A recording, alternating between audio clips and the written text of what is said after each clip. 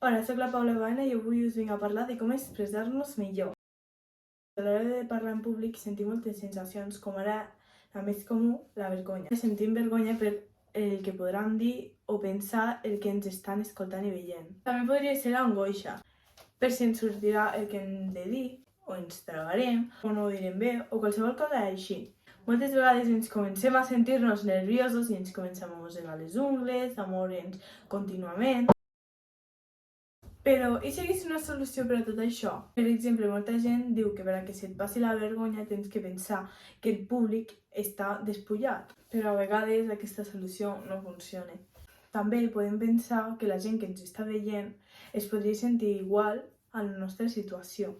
I per l'angoixa, crec que hauríem de pensar en altres coses abans de dir el que ens hem preparat o el que tenim que dir, o si tenim que fer una obra de teatre, etc. Per al nerviosisme, crec que també hauríem d'utilitzar aquesta solució, ja que estaríem pensant en altres coses i no en el que aniríem a fer.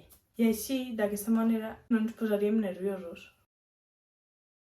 Moltes vegades, a l'hora d'expressar-nos amb altra gent, utilitzem molt el llenguatge no verbal. I què vol dir el llenguatge no verbal? Doncs que, per exemple, utilitzem molt les mans quan ens estem expressant. Quan estem dialogant amb altra gent i, per exemple, no ens agrada el que ens està dient, a no ser que sigui una bona actriu, se'm notarà bastant en la meva expressió de la meva cara.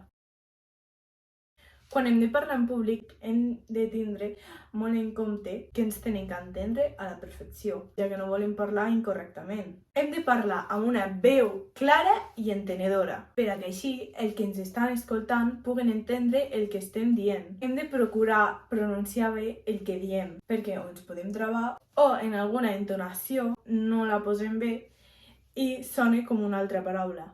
Les pauses a l'hora d'expressar-nos amb altra gent són molt importants, ja que si parléssim sense les pauses que toquen, estaríem tot el rato parlant contínuament i no se'ns entendria res. Per exemple, no és el mateix llegir un llibre sense les pauses que respectant els punts i les comes que toquen. I bueno, espero que us hagi agradat i fins aquí el vídeo i adeu!